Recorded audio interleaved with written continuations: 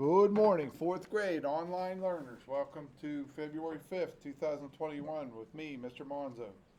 And we have a question. What's up? Sure, go ahead.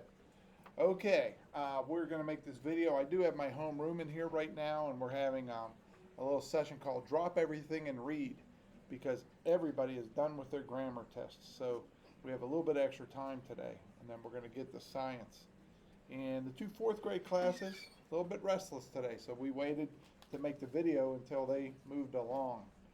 Um, but again, just to review, we have our quiz today, and it's basically on physical changes. And the best advice I can give you, and I gave it to the other classes, is try each of the choices in the sentence on the quiz. While most of them are scientific words, some of them do not make any sense in that sentence, and some of them belong in a completely different lesson. So if we're talking about physical change, those are the kind of words you want to have as your answer. If I mention something about gravity, it's probably not a good choice because we're not learning about gravity right now. Okay, so energy is the ability to cause change. And if we had some examples in the book where if we hit a piece of candy and it broke, we caused physical change, but we did not change the makeup of that candy. It's still going to taste the same. It's just in a million pieces, maybe. Physical change is a change in the way matter looks without changing it into a new kind of matter. So candy is candy, whether it's a whole piece of candy or got broken up into a bunch of pieces of candy. A popsicle we mentioned. It's still a popsicle even when it's melted. It's going to taste the same. It's not going to be cold or frozen, but it's still going to taste the same. Coloring a picture is an example of physical change because we changed the way that picture looked. It was maybe black and white, and we changed it to color. Physical change can be the change in size and shape of an object, such as blowing up a balloon. So if a balloon was flat, we blow it up, we cause physical change. A melting block of ice is an example of physical change in shape. Ice can also be melted by the sun, by the heat of the sun. Different types of matter will change in different ways when conditions are the same. So a hot day may affect ice, but a hot day is not going to affect a rock. The rock's going to be the same unless you do something other than heat it up. If you bend metal, such as a paper clip, you're going to give off heat. As a matter of fact, if you bend a paper clip back and forth and you put your fingers right where the bending was happening, you'll feel it gets hotter. And not hot enough to burn you, I don't think, but you're going to feel a different temperature change. Energy is added to matter to cause change, and heat is one form of energy.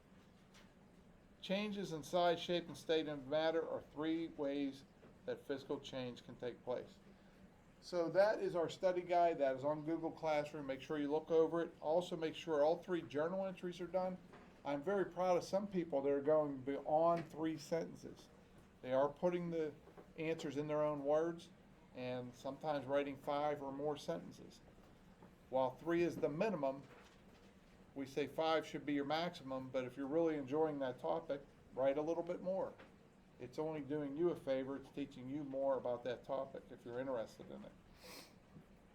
Also on Google Stream, I put a video from the American Heart Association of a little girl who was born with heart problems.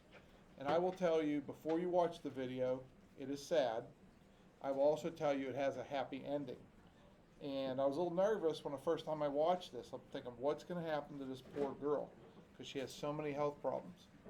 The good news is, through help with the American Heart Association, she got better, and she's living a fairly normal life now. She'll probably be on medicine the rest of her life, but she's able to do just about anything any other child could do.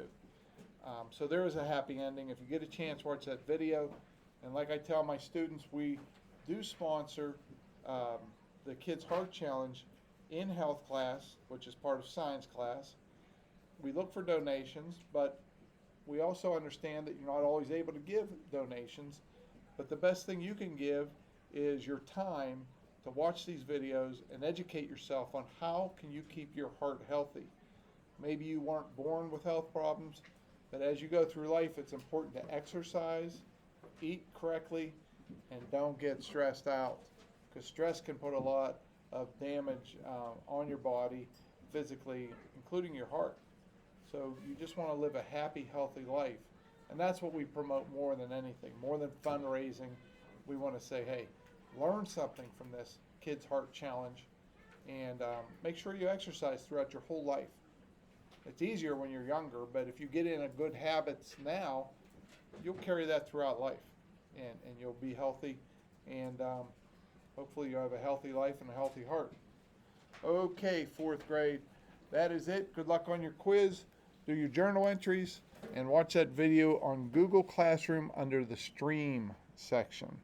And like I said, it does have a happy ending, and talk to your moms and dads about it. Let them know what you learned, and we'll look forward to seeing you next week. Okay, fourth grade, bye-bye.